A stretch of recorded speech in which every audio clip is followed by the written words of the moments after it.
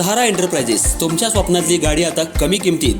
इचलकरंजी शहरालगत असलेल्या कबनूर चंदूर रोडवर कोन्नूर पार्कमधल्या सहारा एंटरप्राइजेस इथं पश्चिम महाराष्ट्रातली विविध बँका आणि फायनान्स कंपन्यांनी जप्त केलेल्या जुन्या दुचाकी आणि चारचाकी गाड्यांची विक्री केली जाते. शोरूम किमतीपेक्षा 25 ते 50% कमी दरात, उत्तम स्थितीत आणि संपूर्ण कागदपत्रांसह त्वरित डिलिव्हरी. दुचाकी 20,000 पासून पुढे तर चारचाकी 50,000 पासून पुढे. आपल्या पसंतीची कार किंवा बाईक आता अगदी परवडणाऱ्या दरात घेऊन जा. विश्वास, पारदर्शक व्यवहार आणि उत्तम सेवा हेच आमचं वैशिष्ट्य. पत्ता Konnur park, Kabnur Chandur road, Ichalkaranji. Proprietor Rajubhai Ajgar. संपर्क 8055810910 आणि 9860785786. सहारा एंटरप्राइजेस, दर्जा, विश्वास आणि बचत यांचं परिपूर्ण ठिकाण.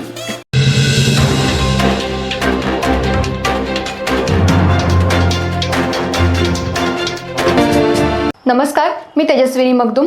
एम मराठीमध्ये आपल्या सर्वांचं स्वागत आहे. पाहूयात ठळक घडामोडी. दिनांक 17 एप्रिल 2022 रोजी एक गर्भवती मुलगी IGM हॉस्पिटल इथं सोनोग्राफीसाठी गेली असता तिथल्या वैद्यकीय अधिकाऱ्यांना ही मुलगी अल्पवयीन असल्याचं समजून आल्यानं संबंधित वैद्यकीय अधिकाऱ्यांनी त्याची कल्पना लागलीच शिवाजीनगर पोलीस ठाणे इथं दिली होती.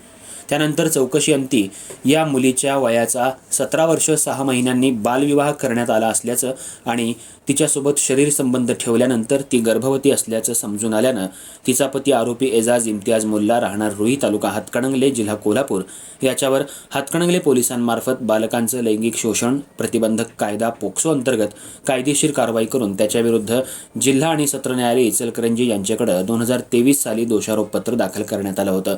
या कामी आरोपीच्या वतीनं त्याचे वकील ॲडव्होकेट रियाज रफिक बांडदार यांनी या खटल्याचं कामकाज पाहिलं.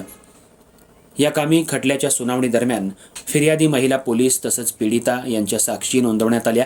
पुराव्यादरम्यान माननीय न्यायालयासमोर आलेल्या साक्षीदारांच्या जाब-जबाबातील विसंगती तसंच आरोपीच्या वतीनं त्याचे वकील ॲडव्होकेट रियाज बांडदार यांनी फिर्यादीमधील विसंगती आणि दोषारोपपत्रामधील त्रुटी, पीडितेची कोणत्याही प्रकारची वैद्यकीय चाचणी न केल्याबद्दलची सत्यता माननीय न्यायालयाच्या निदर्शनाला आणून देऊन आरोपीवर पोक्सो कायदा वगळता इतर बालविवाह प्रतिबंधक कायद्यान्वये तक्रार दाखल नसल्याचा तसंच आरोपीनं पीडितेसोबत तिच्या विवाहासाठी वय पूर्ण झाल्यानंतर विवाह केल्याचा युक्तिवाद ग्राह्य मानून माननीय न्यायालयानं आरोपीची निर्दोष मुक्तता केली.